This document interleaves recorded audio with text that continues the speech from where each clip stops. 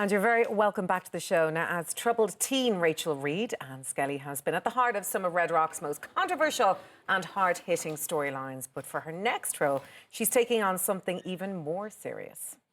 She's getting behind Cystic Fibrosis Ireland's 1 in 1,000 campaign ahead of the women's mini-marathon in June. And she joins us this morning, along with another face familiar to fans of great telly, CF patient Lauren Dempsey, who stole the show, it's fair to say, on First Dates Ireland this year. Let's take a look.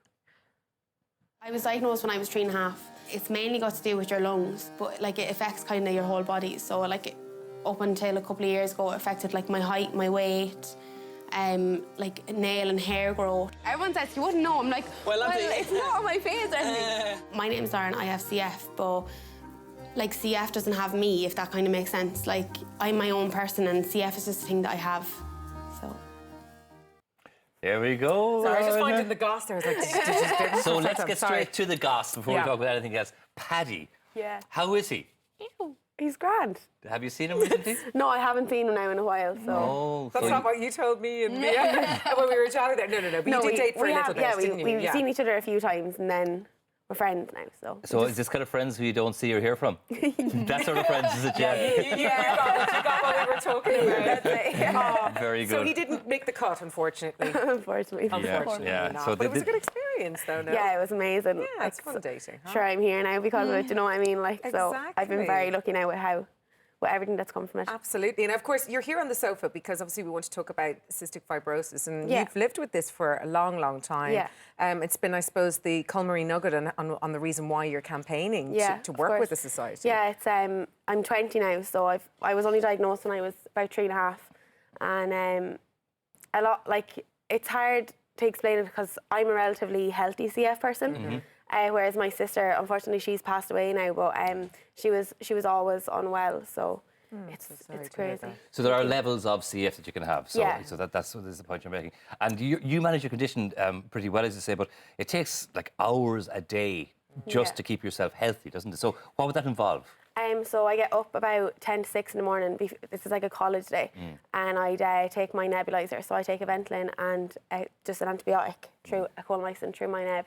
And then that takes about half an hour, and then I have to get up and get ready, and I have like a litany of tablets to take, and you know, and then I just go on with my day, and then before I go to bed, then it's the same thing again. So I'd say it takes about 3 or 4 hours a day. Because as a woman, you'd mentioned there in the VT that, you know, it affects your hair, your skin, your nails, your weight. I mean, all the things that as women, you know, are kind of our fundamental, I suppose, exterior parts that we enjoy, you know, in terms of getting your nails done, getting your hair done. How have you lived with that, the difficulty with that, and throughout the last, 17 years? I mean, I know you're doing Zumba and you're doing many other activities which are great for your mental health and your body as well, but just the basics must be tough. It was hard. When I was younger, it was a lot harder.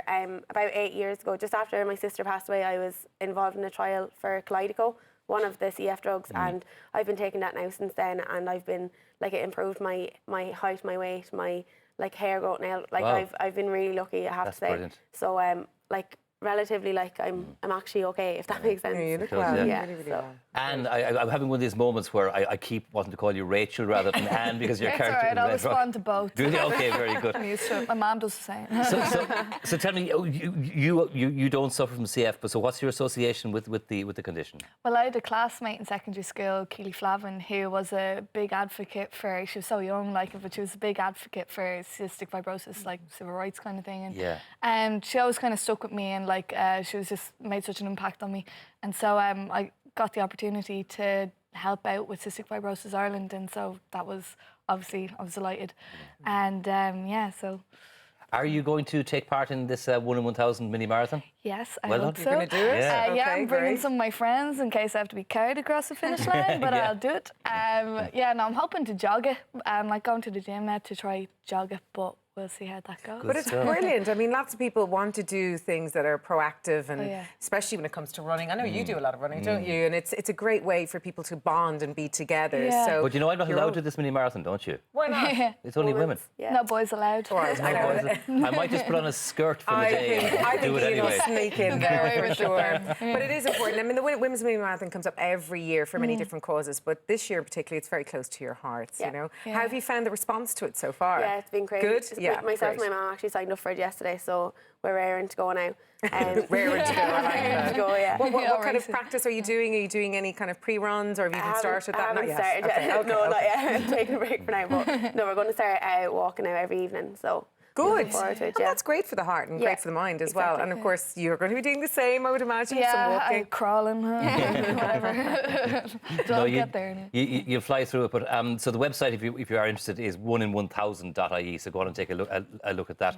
But so 1,000 women. Women, yeah. Yeah. I still have a little bit of issue with that. I must say, like, you know, with Ian, we'd give you the skirt. There's no problem. I have to shave the legs, so that won't be too pretty. Of course, I'll shave mine as well. A deal. Of course, we want to talk about the storylines in Red Rock, and I know that Ian is a big fan of yours. We were just talking there off camera about your work with Luc Besson. Let's talk about that. Yeah, I mean, obviously Red Rock first, and then we can talk a little bit about Luc Besson.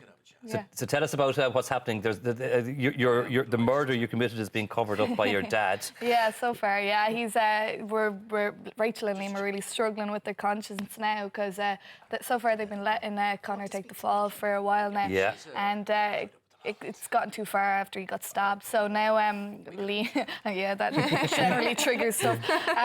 And so Liam's threatening to go to the guards, and so now Rachel's threatening to go to the guards, and they're both trying to protect each other, and it's a very tense episode. But brilliant drama. It's great. Yeah. Brilliant drama. But we've been talking this in the show before. It's been picked up by BBC and by Amazon as well. So has that increased your, well, first your recognition factor, but secondly, and perhaps more importantly, your ability to get more work? Jeez, I don't know. Well, we would hope so. No, I definitely think it's a very positive thing, and it's very, it's definitely, I'd say, doesn't do any harm. Doesn't do any harm. Well, then let's talk about the Luc Besson, Indeed. because I know you want to let everybody know about that. So, yeah, no, it's been released 22nd of March. So far, that's the date I've been hearing, and it's on. It's for Apple France, but it'll be shown in America and Europe, and then I think a year later in Asia. And what is it? It's a web series, so it's on a platform called Black Pills that they're going to release in a month, or this month. Yeah. And with a bunch of other shows, and it's 10 episodes, 10 minutes, but altogether you could watch it as a film. And he's one of the most established directors in the he's world. created the series, but the two guys who directed it are Pascal Sid and Olivier Schneider. But they were, Olivier was a stunt choreographer on Spectre. And what part do you play in it? Oh, fantastic. I play a girl called Hannah, and she's a very volatile kind of what's the word? Solid or whatever.